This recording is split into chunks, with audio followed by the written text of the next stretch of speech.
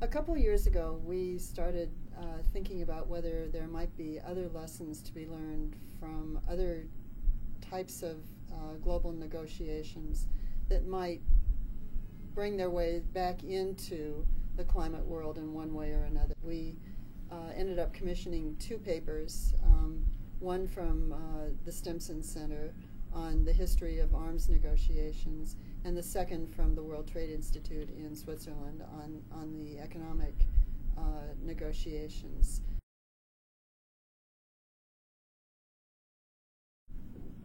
We have been very clear that this is not a roadmap. There aren't roadmaps. This is a huge, messy situation, climate change, that involves every economy, literally every action we take on a daily basis.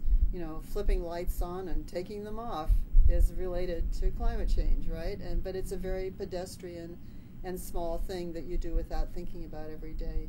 So I think there's no big answer, but I think making various groups who participate in this more comfortable with the idea that you don't have to necessarily go the route of this big, huge agreement, that there are other pathways that can be run parallel with the global negotiations or can take place separately, that all these are possibilities. People have a hard time getting their heads around relatively new ideas, and so there has to be a process first, I think, of people kind of settling into the ideas, and then we can start figuring out whether there are opportunities.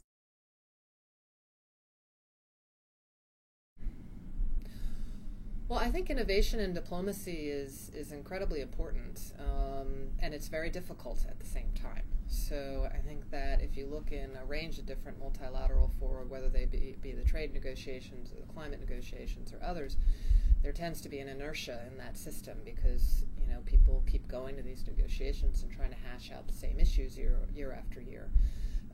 But if you have something like climate change, which has a clock connected to it, the atmosphere can't just keep having greenhouse gases coming into it. There are thresholds and limits on that, after which you'll lose ecosystems and tipping points. You need to try and think of new things because it's clearly not working, everything that's going on right now. So innovation is needed, but I think very challenging and requires real thought leadership and political leadership of countries to come together and say, we need to do this differently this time.